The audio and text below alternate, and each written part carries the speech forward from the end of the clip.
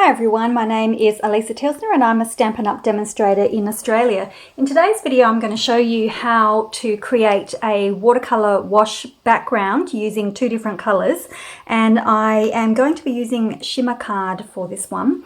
I haven't actually tried this on watercolour paper yet. I'm just going for shimmer because if I can get the shimmer one to work then it'll be a lot cheaper in the long run.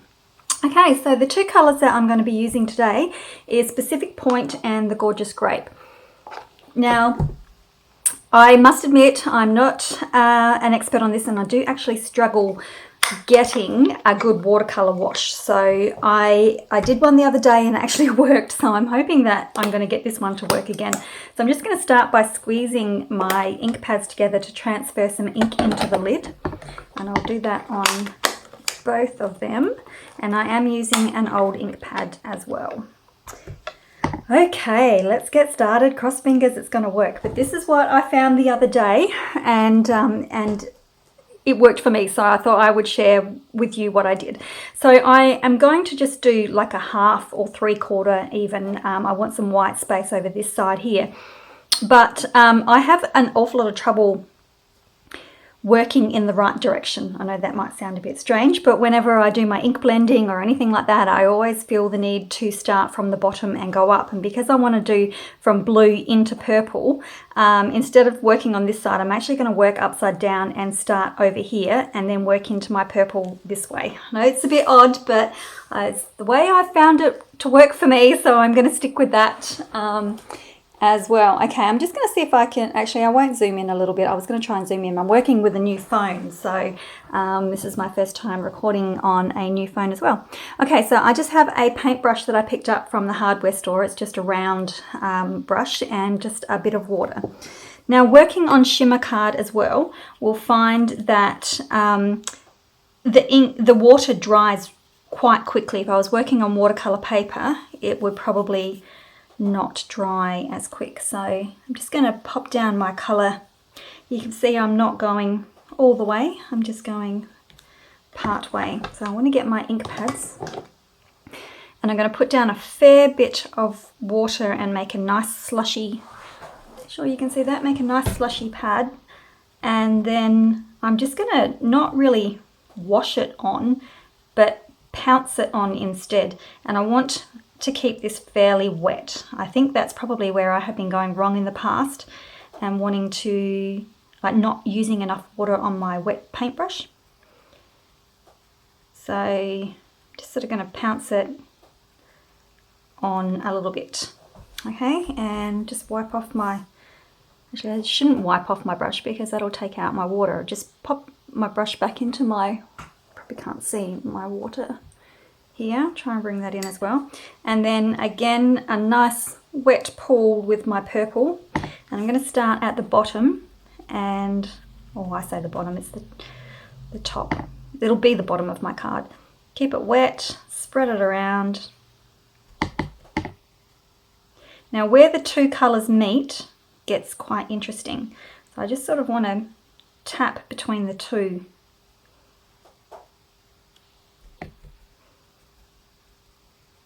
And just pounce that colour on.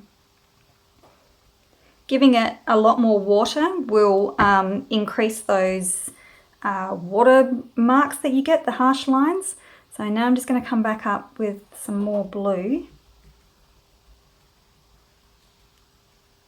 And I'm going to take that down into the purple a little bit. Again, keep it nice and wet. And then back down into my purple.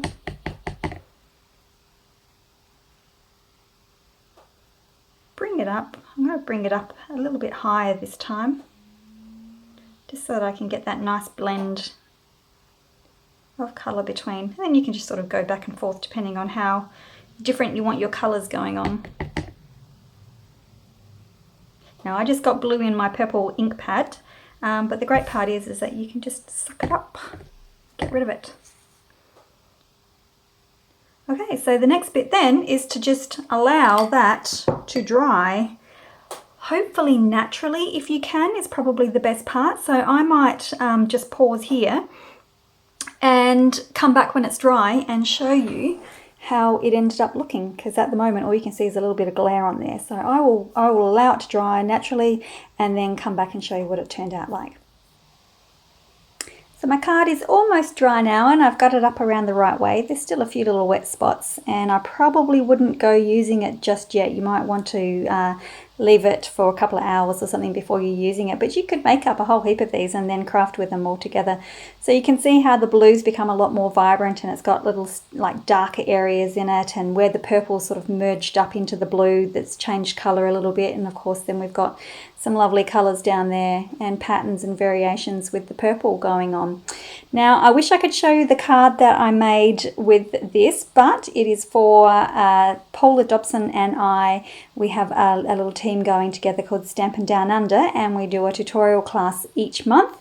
And the card that I have made using this is actually in that, and that will be available on the 3rd of June on my blog.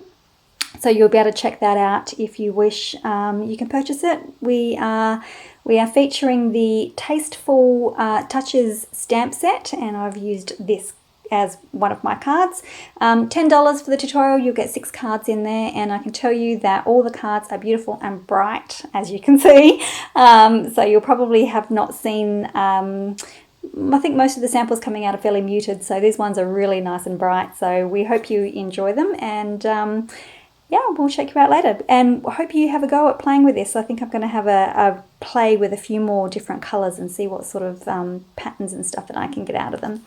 Okay, thanks very much for watching, and we'll see you in another video. Bye!